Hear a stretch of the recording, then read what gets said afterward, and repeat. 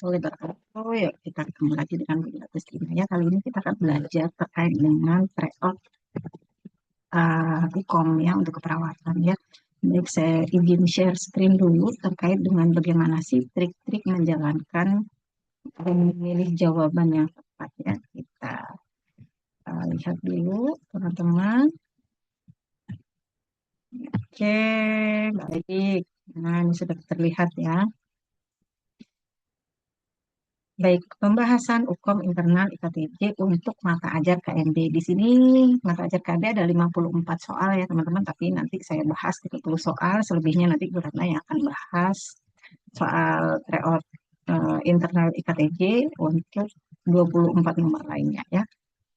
Oke, nah triknya seperti ini teman-teman ya. Yang pertama adalah kita harus memperhatikan waktu dengan ketentuan 1 menit ya atau 60 detik untuk satu soal. Jadi kalau sekiranya teman-teman mengerjakan satu soal lebih dari 60 detik atau 1 menit berarti itu soalnya susah. Tinggalin dulu ya. Oke, yang kedua, baca instruksi soal terlebih dahulu. Soal UKOM ini diawali dengan vignette ya. Jadi soal diawali vignette lalu kemudian instruksi soal lalu kemudian option. Nah, yang kita baca adalah instruksi soalnya dulu. Ya, supaya apa? Supaya kita bisa lebih bijaksana mana sih vignette mana yang harus saya perhatikan betul-betul.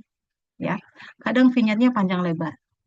Nanti instruksinya adalah apakah yang dilakukan perawat setelah perawat memberikan desinfektan pada area penusukan. Nah, berarti kan data-data laboratorium nggak perlu dibaca. Ya, maka trik kita adalah baca instruksi soal terlebih dahulu. Ya. Selanjutnya adalah kerjakan soal yang mudah. Ya, sekiranya soalnya susah, lalu kemudian Anda lupa, aduh, gimana ya SOP-nya ya? Apa ya tujuannya pasien dilakukan elevasi eh, 30 derajat? Ketika Anda lupa, recall nggak ingat-ingat, tinggalin. Ya, jadi kerjakan soal yang menurut Anda mudah. Gitu ya teman-teman ya. Oke, selanjutnya ya informasi selanjutnya adalah tidak ada pengurangan nilai jika salah. Jadi kalau sistemnya seperti ini, maka ya kita lakukan sistem tembak pada 10 menit terakhir. Ya. Jadi 10 menit terakhir sudah nggak usah mikir. Ya. Kita identifikasi mana yang belum keisi, itu berarti soal terlalu susah buat kita. Karena nggak ada pengurangan nilai, maka silahkan melakukan sistem tembak. Ya. Boleh asal milih, Bu? Boleh. Karena itu udah langkah terakhir. Ya. Baik. Kita masuk ke soal ya teman-teman ya. Oke, sebentar saya mau share screen dulu terkait soal ya. Oke, soalnya nah ya kelihatan ya. Kita awali dengan soal KMB ini ya. Saya akan perbesar. Nah, ini ya. Soal pertama ya. Tadi sesuai trik satu soal tidak boleh lebih dari 60 detik. Dan trik selanjutnya adalah kita baca instruksi soal dulu. Apakah masalah keperawatan utama? Kalau ditanya apakah masalah keperawatan utama, berarti keluhan-keluhan subjektif, data-data objektif kita harus dapatkan ya teman-teman ya. Berarti mau nggak mau kita baca ya.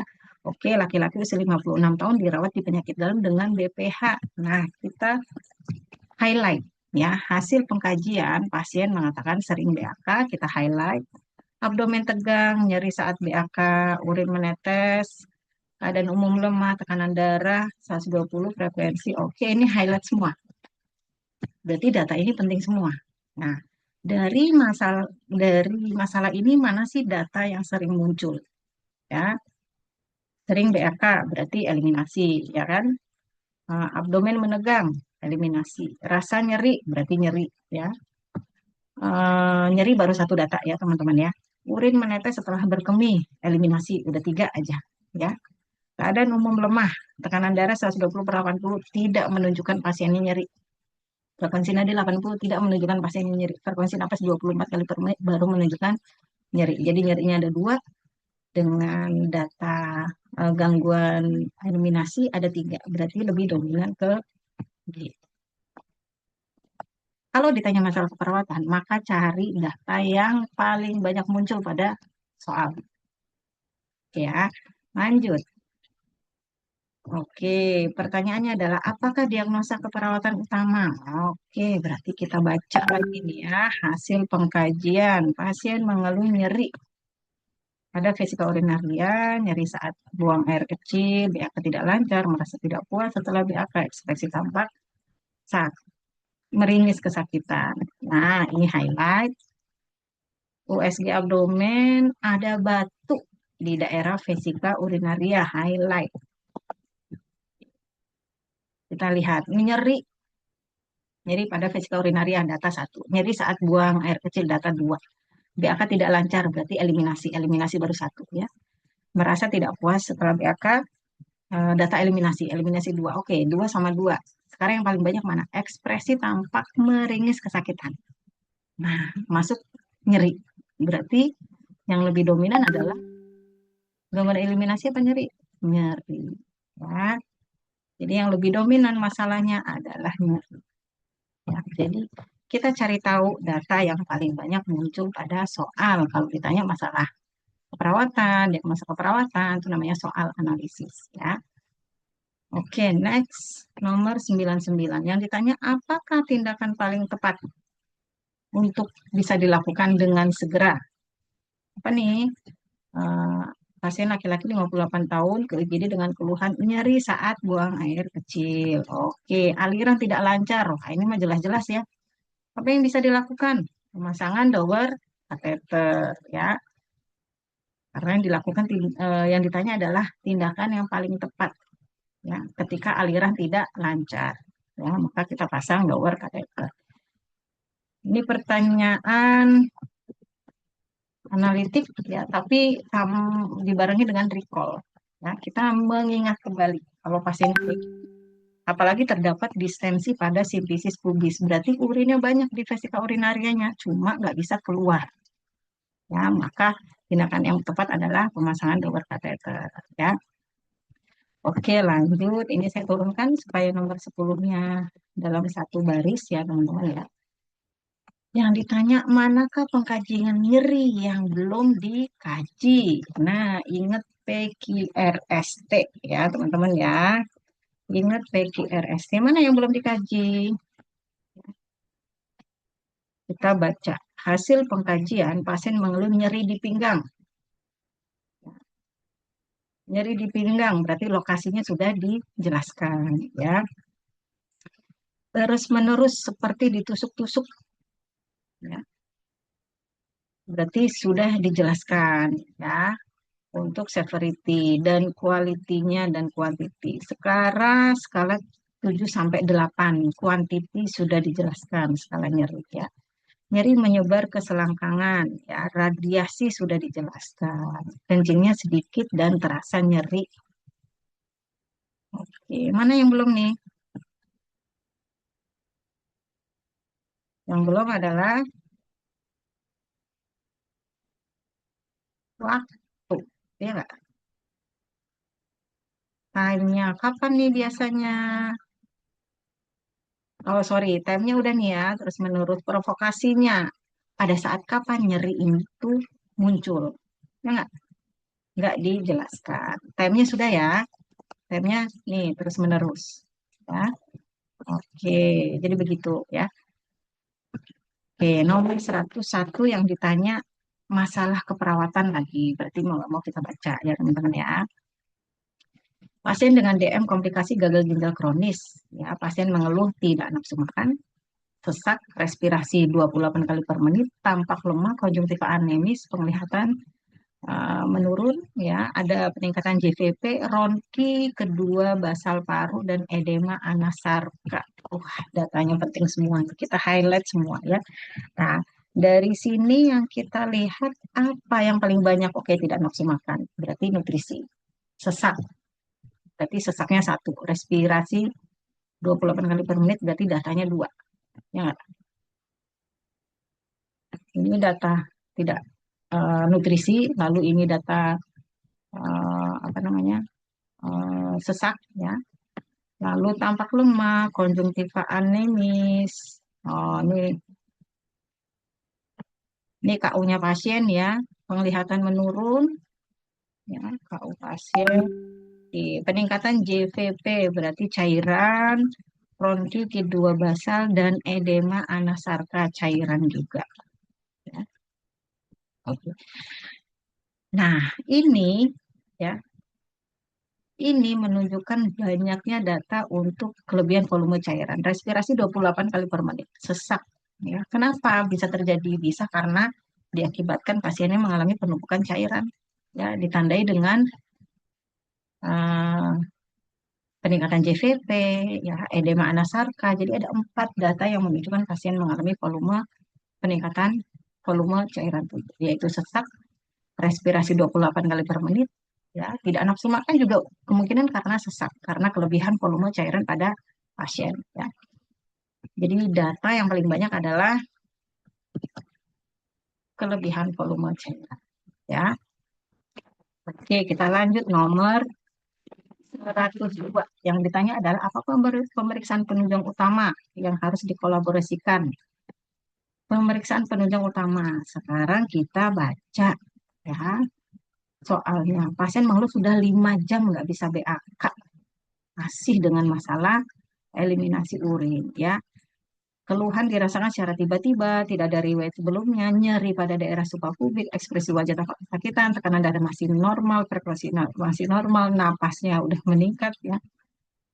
Maka yang perlu kita lakukan terkait dengan eliminasi urin mana apakah spesimen darah, spesimen urin, ya MRI, foto X-ray atau USG abdomen.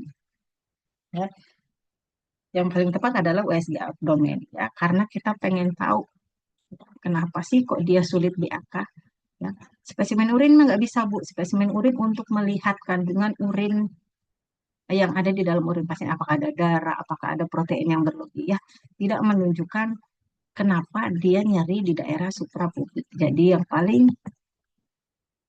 tepat adalah pelaksanaan pemeriksaan USG abdomen. Ya. Oke, 102. Manakah hal penting yang harus dipantau setelah pemberian obat? Nah, apa sih yang dikasih? Ternyata obat lasik. Ternyata obat lasik. Apa sih itu obat lasik? Recall. Obat lasik adalah obat yang berfungsi untuk mengeluarkan cairan. Perlu nggak kita baca vignette lengkap? Nggak perlu. Karena pertanyaannya adalah apa yang harus dipantau setelah pemberian obat? Obatnya apa? Lasik buah ampun. Ya. Maka yang kita cek adalah tekanan darah. Kenapa tekanan darah? Pasien-pasien yang diberikan lasik itu cairannya akan keluar banyak ya. Jadi pasien berpotensi untuk mengalami hipotensi. Nah, jadi yang dicek adalah tekanan darah. Tekanan darah itu menunjukkan volume darah. Ya, karena cairannya banyak keluar, kemungkinan volume darahnya menurun. Yang terlihat pada tekanan darah yang menurun. Ya, makanya kita cek tekanan darah. Oke, gampang ya kalau kita baca soalnya dulu. Ya. Oke, pertanyaan 104. Apa intervensi yang akan dilakukan pada pasien tersebut? Nah, berarti mau nggak mau harus baca soal. Ya. Oke, kita baca laki-laki 53 tahun, datang di ruang HD dengan keluhan mual, muntah, sesak nafas, gatal-gatal. Berarti sudah ada masalah integumen ya. Hasil pengkajian tampak ada edema di ekstremitas bawah, berat badan 70, tinggi badan 160, tekanan darah tinggi, frekuensi nadi normal, respirasi tinggi, suhu normal. Ah, pasien di HD, di ruang HD maksudnya, ya. Jadi apa yang harus dicek terlebih dahulu? Oh, dicek. Apa intervensi yang akan dilakukan pada pasien? Pasien HD. Pasien HD sesek. Berarti harus kita batasi cairan. Ya, tensinya aja tinggi. Nafasnya sesek. Ya. Jadi yang intervensi yang kita lakukan, batasi intake cairan. Ya. Oke, lanjut 105. Apa masalah keperawatan utama lah? Nanya masalah keperawatan utama berarti harus ini ya, baca soalnya ya. Oke, kita baca seorang perempuan 45 tahun, ada asites di abdomen, berarti penumpukan cairan di rongga abdomen. Suara nafas ada ronki, hasil ronsen jantung, adanya penumpukan cairan. Ya. Pasien mengeluh lemas, tidak nafsu makan, hasil pemeriksaan fisik tekanan darahnya rendah, frekuensi napas tinggi, nadinya normal, suhunya agak tinggi. Ya. Nah, kita lihat yang bermasalah apa sih?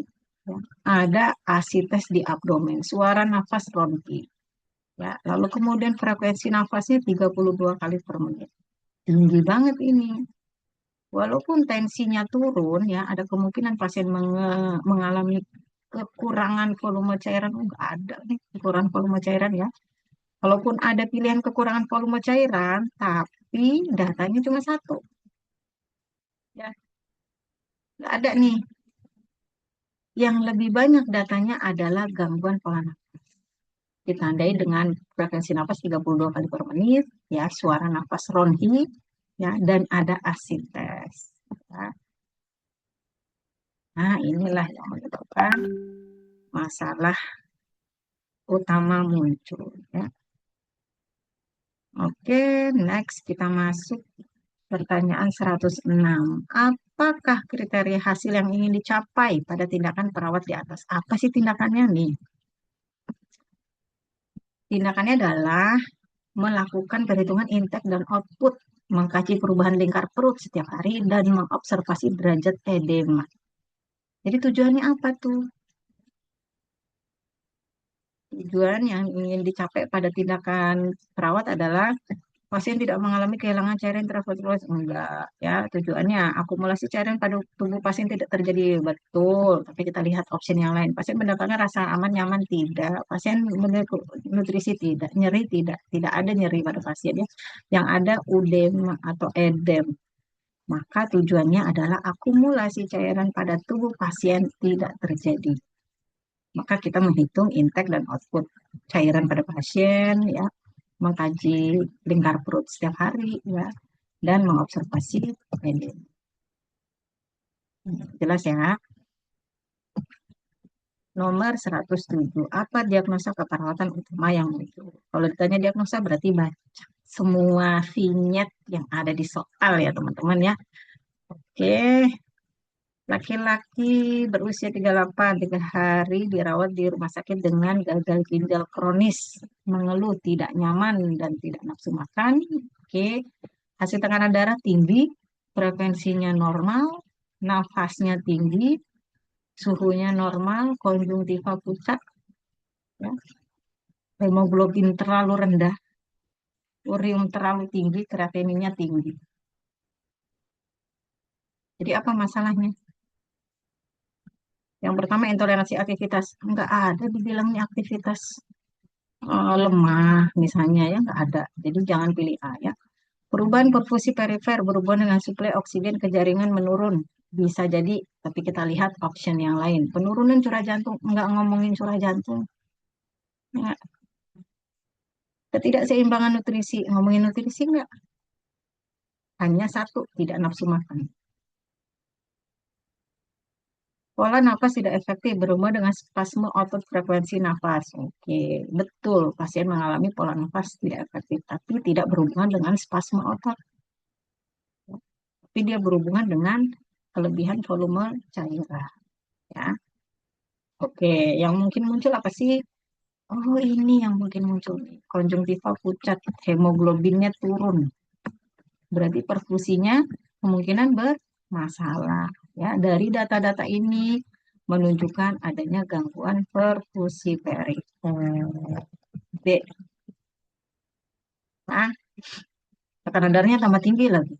Tekanan darah tinggi itu apa? Memperburuk perfusi oksigen ke jaringan. Oke, nomor 108. Apakah yang harus dilakukan pertama kali oleh perawat pada pria tersebut? Apa ya Bu ya? Kita baca deh yuk. Seorang laki-laki berusia 36 tahun dilakukan HD. Ya, pasien mengatakan takut bergerak saat proses HD berlangsung karena nyeri di tangan, tampak muka tegang, meringis. Berarti data utama adalah nyeri. Tekanan darahnya meningkat, mungkin karena nyeri. Nadinya juga meningkat, mungkin karena nyeri ya. Jadi pasiennya ini eh, apa namanya nyeri, ya. Maka apa sih yang harus dilakukan oleh perawat ya? Kalau mengkaji skala nyeri itu pengkajian ya, tapi tindakan apa yang bisa mengurangi nyeri ya? Ajarkan teknik tarik nafas dalam, kompres dengan air dingin saat HD, kompres dengan air hangat saat HD. Nggak boleh ya teman-teman ya. Memanggil teman sejawat untuk mengatasinya. Ngapain memanggil teman? Kita aja yang ngatasin. Oke, untuk mengatasi nyeri kita bisa lakukan teknik relaksasi pas dalam. Ya.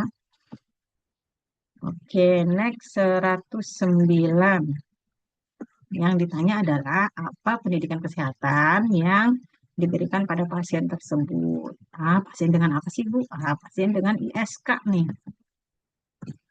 Nah, apa tuh? Ya, kita baca. Pasien 53 tahun dirawat di rumah sakit dengan ISK. Pasien mengeluh nyeri saat buang air kecil, sudah berlangsung lama, buang air kecil tidak puas, urin keruh. Urinnya keruh, berarti kurang minum dong ya. Mual, muntah, tekanan darah tinggi, frekuensi nadi normal, suhunya agak tinggi. Betul, karena ISK ini kan infeksi ditandai dengan peningkatan suhu. Maka penkesnya diet, mau nggak ngaruh, istirahat nggak ngaruh, anjurkan minum banyak. Nah, ini dia. Pasang kateter bukan penkes, itu tindakan ya. Balas cairan juga bukan penkes, itu tindakan. Maka yang cocok kalau ditanya penkes, anjurkan minum banyak. Ya. Oke, next 110. Apa penyebab utama penurunan kesadaran pada pasien? Nah, apa? Berarti kita harus baca nih teman-teman ya. Seorang anak laki-laki berusia 2 tahun dibawa ibunya ke rumah sakit dengan keluhan mengalami diare sejak 2 hari yang lalu. Pada saat dibawa ke rumah sakit dalam kondisi dehidrasi dan penurunan kesadaran. Ya, udah ketahuan lah. Dia karena diare. Ya. Jadi kenapa pasiennya mengalami penurunan kesadaran? Nah, oke, kemungkinan ya.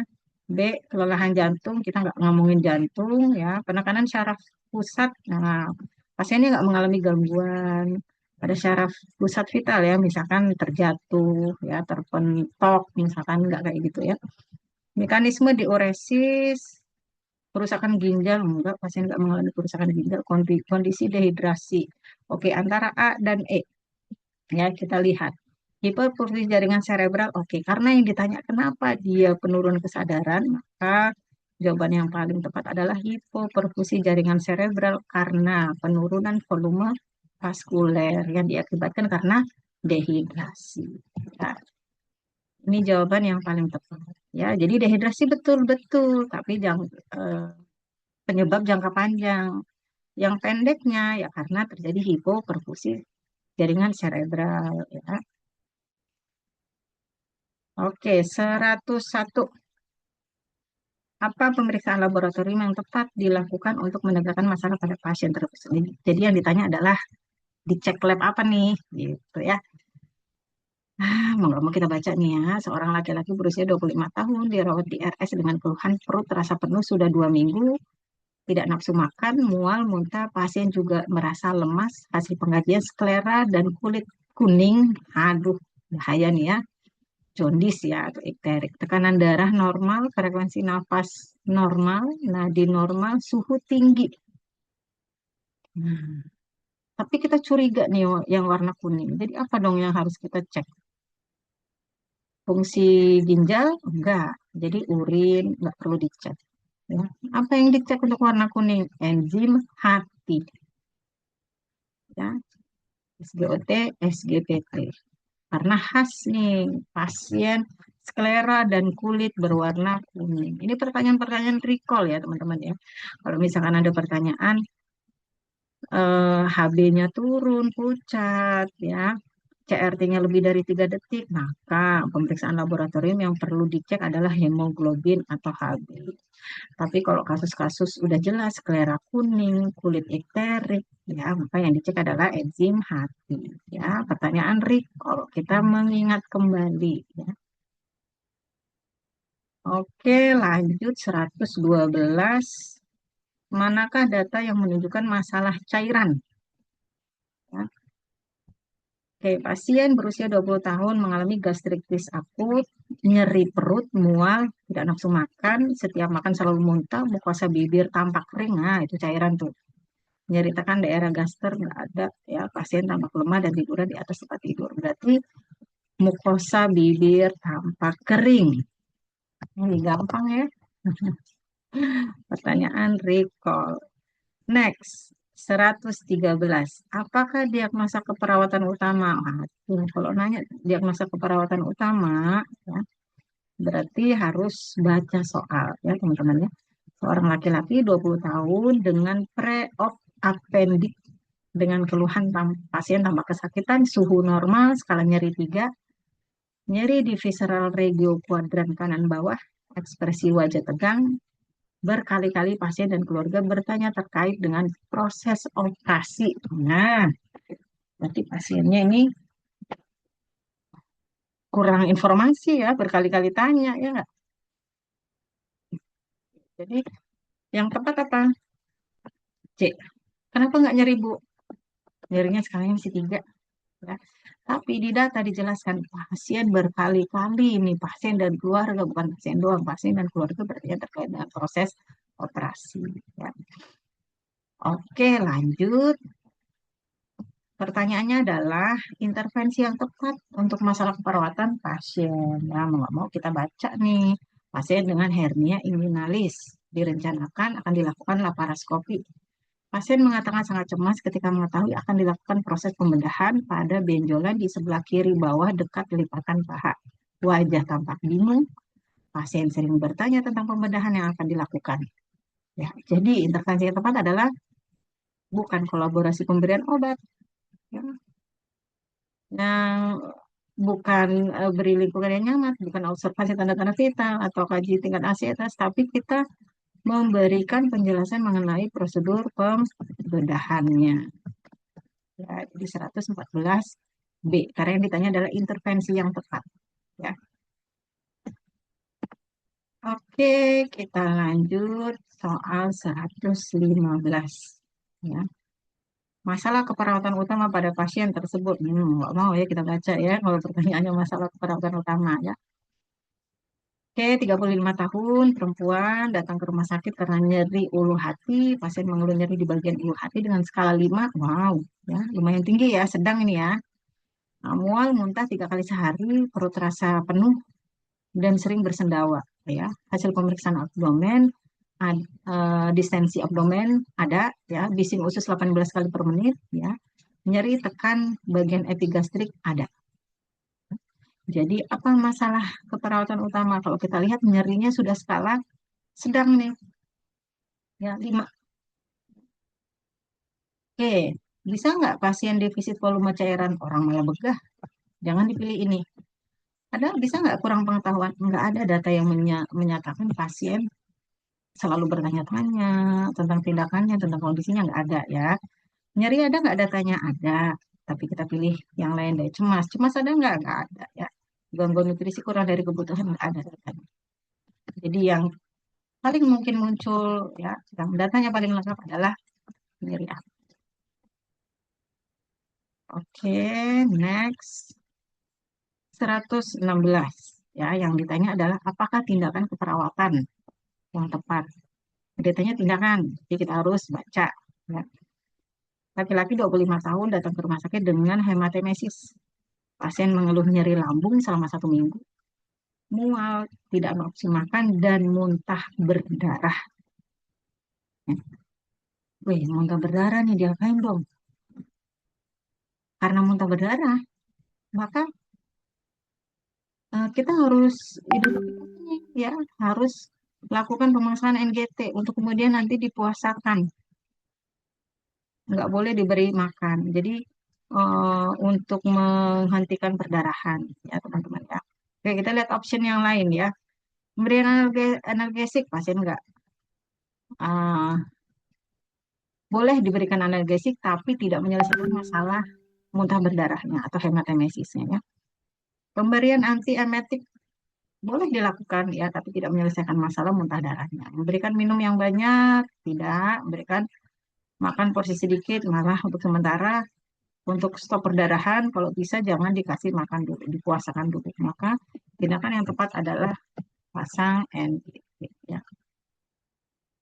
untuk mengalirkan perdarahannya tadi. Sambil kita berikan obat anti perdarahan ya, via IV. Oke, 117. Apakah intervensi yang dilakukan untuk pasien tersebut? Berarti kita baca soal ya.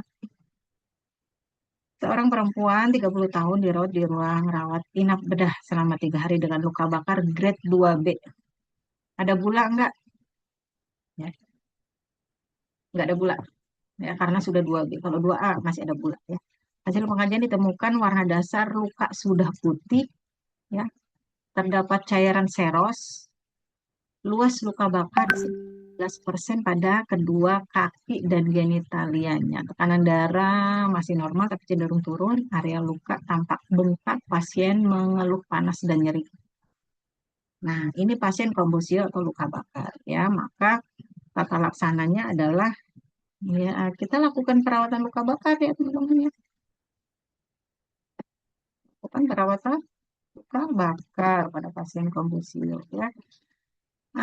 Kalau kolaborasi analgesik boleh kita berikan ya, tapi tetap kita utamanya adalah melakukan perawatan luka bakar ya. Oke, nomor 118 ya, teman-teman ya. Yang ditanya, apakah masalah keperawatan utama? Mau nggak mau baca soal nih ya. Laki-laki 45 tahun dirawat dengan kombusio, luka bakar, hasil pengkajian, luka bakar pada bagian dada, tangan sebelah kiri dan kanan, terdapat bula. Berarti 2A nih ya. 1 nggak ada bulanya. 2A ada bulanya. 2B bulanya sudah pecah. Ya, tinggal kelihatan cairan serosnya. 3 sampai kelihatan otot, 4 sampai kelihatan tulang. Nah, nanti teman-teman recall lagi derajat luka bakar ya.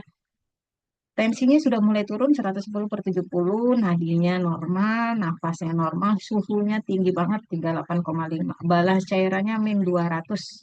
Artinya yang keluar lebih banyak dari ya. Skala nyerinya 6 sampai 7, berarti skala nyeri tinggi. Ya. Kedalaman luka mengenai lapisan kulit. Nah, masalah keperawatan yang mungkin muncul apa nih? Gangguan integritas kulit berhubungan dengan injuri, ya. Gangguan rasa nyaman berhubungan dengan luka bakar, ya. Kebutuhan cairan berhubungan dengan kebocoran kapiler, ya. Kebutuhan cairan dan elektrolit berhubungan dengan output yang berlebihan, ya. Kebutuhan Gangguan kebutuhan nutrisi berhubungan dengan output yang berlebihan, ya juga lah. Semuanya bisa dong. Ya. Tapi yang utama nih teman-teman, ya. Bagaimana menentukan yang utama? Bagaimana menentukan yang utama? Kita lihat data yang paling banyak muncul. Ya, oke, balas cairan, kedalaman luka, oke. Nah, ini ya, kok jadi itu yang berubah ya. Gangguan cairan elektrolit berhubungan dengan output yang berlebihan, ya, karena balas cairannya negatif, ya. Oke, ini kayaknya kombusio lagi nih. Berapa persenkah luas luka bakar? Nah, ditanya persentase. Berarti kita recall rule of nine. Ya, rule of nine. Nah, apa yang kena? Tangan sebelah kiri dan kanan. Tangan sebelah kiri dan kanan. Tangan kanan aja 9, tangan kiri 9. Ya. Jadi 18. Dada dan perut. Ya, dada 9, perut 9. Jadi 18 ditambah dada 9, ditambah perut 9. Alat genitalia ditambah 1. Jadi berapa tuh? 18 ditambah 9, 27, ditambah 9, 36, ditambah 1, 37%. Ya, 37%. Bentar ya. Oke, 120. Hanya turunkan dulu. Nah, 120 pertanyaannya. Berdasarkan tanda gejala di atas, komplikasi yang terjadi pada pasien dengan luka bakar. Nah, ini pasien luka bakar tapi sudah punya komplikasi. Kita baca ya. Pasien berusia 35 tahun dirawat di ruang rawat unit luka bakar dengan kombusi 80%. Wow. Dari pemeriksaan tekanan darahnya turun banget 90 per 60, nadinya 52 kali per menit turun banget, teraba lemah, frekuensi napas tinggi 28 kali per menit, produksi urin 40 cc per jam. Normal nggak cc per jam? Oke. Kalau melihat produksi urin yang untuk dewasa 0,5 sampai 1 cc per kilogram berat badan per jam. Ya, jadi kita nggak bisa menilai ini normal apa enggak karena kita nggak tahu berat badan. Ya, oke. Komplikasi apa yang mungkin muncul pada pasien? Ya, kita lihat tensinya turun, nadinya turun, nafasnya naik. Jadi mungkin muncul apa? Shock, hipovolemik. Ya, sokardiogenik dia nggak ngomongin jantung, sepsis dia nggak ngomongin infeksi, gagal jantung dia nggak ngomongin jantung, ya gagal ginjal dia juga nggak ngomongin. Ya, jadi yang muncul adalah shock hipovolemik. Ya. 121. Lapisan manakah yang mengalami kerusakan jaringan yang terjadi pada luka bakar pada pasien? Nah, recall ini teman-teman. Kalau luka, buka lagi materinya. Ya, kita baca pasiennya laki-laki 27 tahun, kena kombusio karena tersiram air panas pada tangan kanan dan kiri serta bagian dada. Saat dilakukan pengkajian, luas luka bakarnya 27% dan pasien mengatakan tidak merasakan nyeri pada area luka bakar. Nah, kalau nggak merasakan nyeri, ya ini bisa. Oh, ini bisa di sebentar ya. Ada.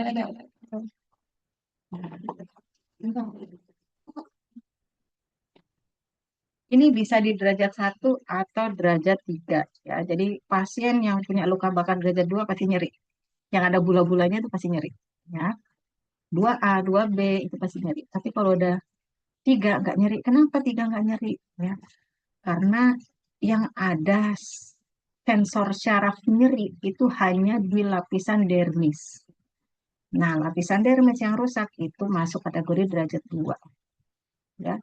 Oke, lapisan manakah yang mengalami kerusakan jaringan yang terjadi pada pasien? Lapisan dermis. Nah, ini ya. Jadi teman-teman nanti recall lagi ya. Recall lagi terkait dengan lapisan-lapisan yang ada di apa namanya? Kulit ya. Oke, next. 122. Apakah tujuan dari pemasangan NGT pada pasien tersebut? Apa tujuannya ya? Nah, kita baca ya. Seorang wanita 45 tahun datang ke UGD dengan keluhan muntah berwarna hitam. Woi, berarti ada perdarahannya warna hitam. 1 hari sebelum masuk rumah sakit. BAB hitam. 1 minggu sebelum masuk rumah sakit. Pasien mengatakan memiliki riwayat penyakit gastritis, mual, muntah, serta tidak nafsu makan sejak 1 bulan yang lalu. Hasil pemeriksaan fisik didapatkan abdomen terasa keras, tekanan darahnya turun karena ada perdarahan intraabdomen, ya. Nadinya 90 kali per menit, nafasnya 20 kali per menit, normal. Pasien dilakukan pemasangan NGT dan keluar cairan berwarna hitam. Jadi apa itu tujuannya? Coba kita baca. Memberikan nutrisi? Enggak, justru kita nggak ngasih makanan ya. Melakukan kumbah lambung? Oke. Bisa jadi pemeriksaan diagnostik, saya rasa nggak perlu pemeriksaan diagnostik, kan dia udah kelihatan ya, keluar muntahnya hitam, BAB-nya hitam ya, jadi tidak perlu lagi pemeriksaan diagnostik. Untuk mengurangi distensi abdomen, yes, bisa banget. Untuk menghentikan perdarahan, tentu saja kalau menghentikan perdarahan, kita bantu dengan obat-obatan antiplatelet. Ya, jadi tujuan pemasangan NGT untuk mengurangi distensi abdomen dan pasien dia puasakan untuk perdarahannya dikasih obat-obat anti perdarahan via IV ya. Jadi untuk NGT-nya ini tujuannya adalah mengurangi distensi abdomen. Oke, nomor 1, 2, 3.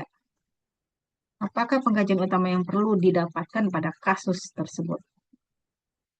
Nah, pengkajian utamanya apa yang harus kita cek nih ya? Kita baca.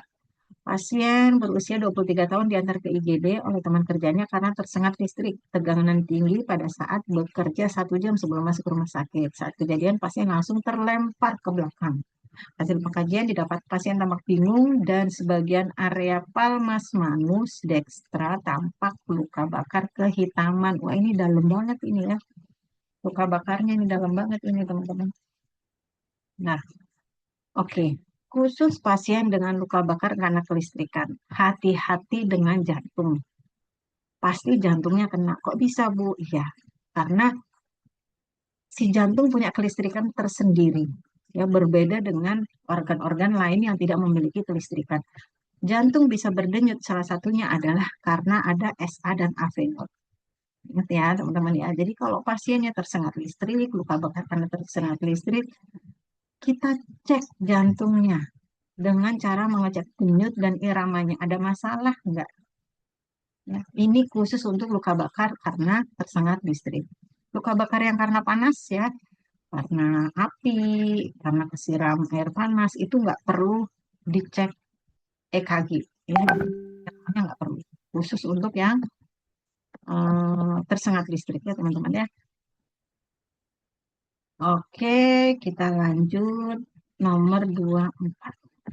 Ya, saya naikin ya, biar baca sama Apakah interpretasi hasil AGD? Nah, kalau kayak gini ya, cukup kita lihat hasil AGD-nya.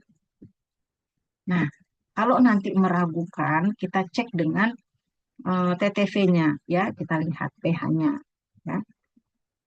pH 7,5 ya, PO2-nya 71,3, PCO2-nya 28,1, HCO3-nya 18,5, saturasi oksigennya 94,2. Nah, ini masalahnya di mana? Masalahnya di mana? pH-nya normal 7,35 sampai 7,45. Berarti naik ya ini ya. Ya nggak? Naik. Kalau naik alkalosis. Berarti kalau nggak B, D, E. Sekarang kita lihat dia alkalosisnya karena apa? Alkalosisnya karena apa? Metabolik atau respiratorik? Kalau dia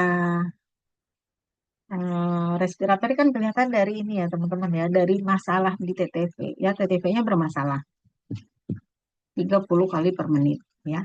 Lalu PCO2-nya bermasalah, terlalu rendah. Harusnya 35 sampai 45, dia 28,1. Berarti respirasinya lah yang membuat AGD-nya basah. Oke, berarti alkalosis respiratori. Ada lagi nggak alkalosis respiratori? Nggak ada ya. Berarti tidak dong ya. Terkompensasi sebagian. Ya. Oke, ini alkalosis respiratori. Ini begitu ya cara menilainya. Lihat pH-nya dulu. pH-nya turun apa tinggi? Oke, 125. Apakah tindakan keperawatan yang tepat pada kasus tersebut? Ditanya tindakan keperawatan. Ya. Kita baca berarti keseluruhan. Laki-laki berusia 61 tahun dibawa ke IGD dengan keluhan kelemahan sisi kiri dan muntah sebanyak 3 kali. Pengkajian GCS-nya 14. Ya, penurunan kesadaran tapi GCS-nya 14 masih aman lah. Tekanan darahnya tinggi, frekuensi nadinya agak tinggi, nafasnya normal ya. CT scan-nya didapat ada midline sejauh 1 cm dan estimasi perdarahan sebesar 50 cc. Oh, ada perdarahan intrakranial nih teman-teman ya. Pasien direncanakan segera dilakukan kraniotomi. Istri pasien mengatakan menunggu keputusan keluarga besar, khususnya anak sulung pasien karena berkaitan dengan biaya operasi. Oke, ya. Nah, apakah tindakan keperawatan yang tepat? Yang pertama, menelpon sang anak sulung pasien. Itu mah biar keluarganya ya, bukan kita ya, bukan tindakan keperawatan ya.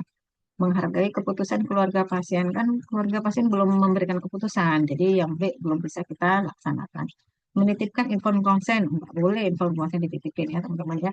D. Fasilitasi segera diskusi keluarga pasien, perawat, dan dokter. Bisa jadi yang D menjelaskan pada istri bahwa tindakan kraniotomi perlu dilakukan segera.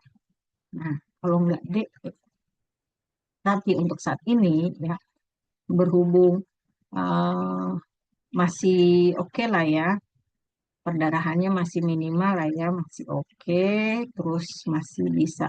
Dan keluarga juga butuh waktu untuk mendiskusikan, maka yang bisa kita lakukan adalah untuk saat ini fasilitasi segera dilakukan diskusi dengan keluarga pasien, ya, perawat dan dokter. Jadi untuk eh, apa namanya menjelaskan ke istri pasien ini nanti, ya.